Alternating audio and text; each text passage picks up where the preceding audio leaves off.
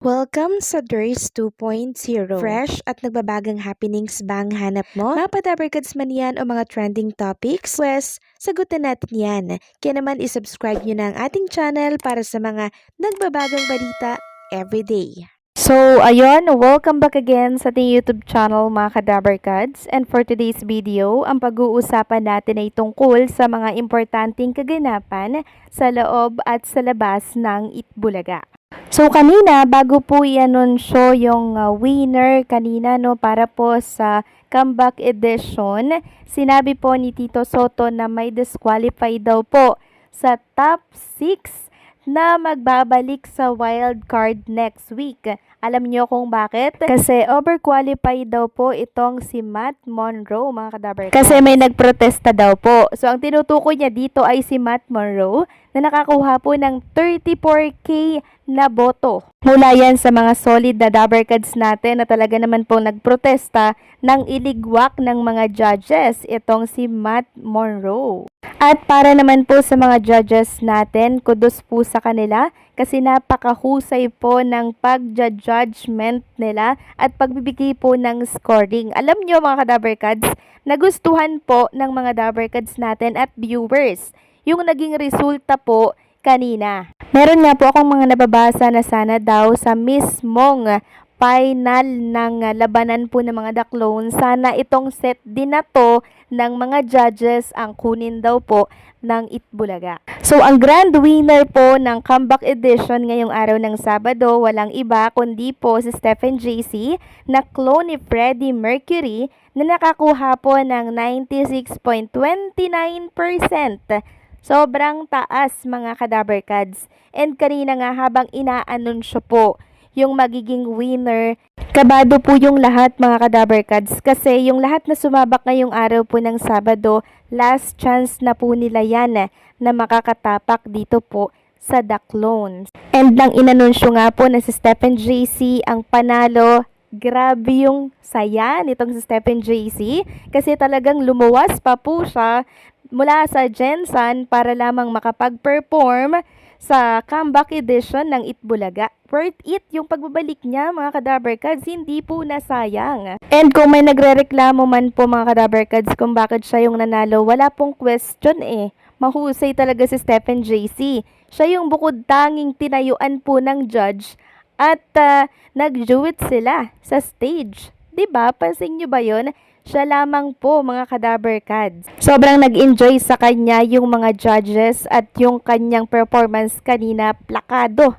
Panalo. Actually, pwede ngang itapat sa kanya si Shirley Bassey kasi plakado din po yung naging performance niya kanina. Pero hindi po maalis na malungkot itong ilang mga Dabarkads natin dahil syempre naligwak po yung manok nila, which is itong si Elvis Presley na mahusay din naman siya mga Kadabarkads, pero kanina yung performance niya kasi parang matamlay, 'di ba? Parang hindi siya nagpakita ng kakaiba, no? Yun bang mapapatayo mo yung mga judges? Yun bang mapapawaw at alam niyo, mapapapalakpak niya yung mga judges, no? At isa pa, ito po yung komento ni Sir Mon dito kay Elvis Presley, mga Kadabarkads. Sabi po ni Sir Mon, yung diction daw po nitong si Elvis Presley kailangan pong i-work, no? Kasi yung boses nitong si Elvis Presley ay iconic. So, yun lang naman po yung opinion at komento ng isang judges po dito kay Elvis Presley or Jerome Ibardome. Sa tingin ko, yun yung dahilan kung bakit siya po ay naligwak. And sa nagrereklamo po na bakit si Stephen JC yung nanalo, mahusay po talaga kasi si Stephen JC and deserve po niya yung spot na yon ngayong araw kasi talagang hinusayan niya po. At kung magbabasa nga kayo ng mga komento sa mga social media account ng TBJ, natutuwa po ang mga Dabarkads natin kasi si Stephen JC nakapasok po. Sabi nga ng isang netizen, congrats Stephen JC, very good judgment in all criteria. Though lahat sila magagaling, in fact mas magagaling pa sila. Itong grupo ng comeback finalist sa mga naka-line up na grand finalist para sa pinaka-grand final ng The Clones. Actually, kanina mga ka-Dabarkads, nung pinakinggan ko po at pinanood ko yung performance nitong si Shirley Bassey, no? Siya yung pwedeng ipangtapat kay Freddie Mercury. Kasi grabe din po yung ano ng mga judges sa kanya yung compliment. Kaya nung pinapanood ko itong si Elvis Presley, parang nasabi ko sa isip ko na parang medyo nag-aalangan ako sa tatlo kung sino yung magiging winner sa kanila. Pero itong si Stephen JC talaga yung nangunguna sa spot na maging grand winner ngayong Sabado. At ayun nga, no? Accurate naman po yung naging judgment or ng resulta ng mga judges natin. Kaya sobrang kudos sa mga judges natin na talaga naman pong matapang na nagbigay ng score. Nakita nila kung sino yung mahuhusay, 'di ba? Ang nakakalungkot lang dito, wala na po kasing first runner-up, wala ng second runner-up. Isa lang talaga yung winner kasi last na balik na po nila ito dito yan sa Eat Bulaga.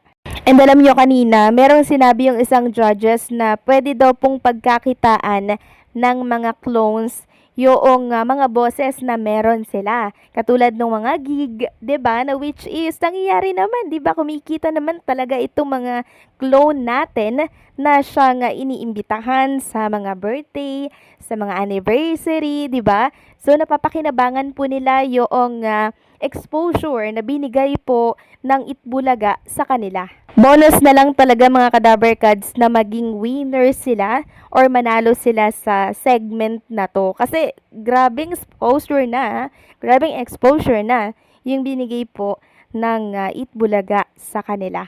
At alam nyo ba, pumalo po ng 180 plus 80k, 180k yung viewers ng Itbulaga YouTube channel. Single channel pa lang yan mga Kadabarkads, hindi pa po kasama yung sa TV5 YouTube channel at Facebook page nila. Hindi pa rin kasali yon.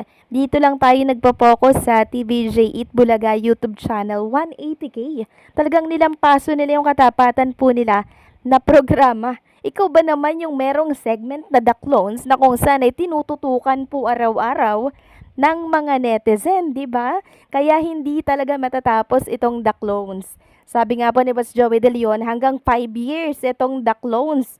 Kasi ang huhusay ng mga clone winner natin, walang tulak kabigen. At sabi nga po ng mga judges kanina, likas na sa ating mga Pilipino at kababayan, yung talagang may ganitong talento na kakaiba, 'di ba? Parang talent na nila na manggaya, na which is sumakses naman.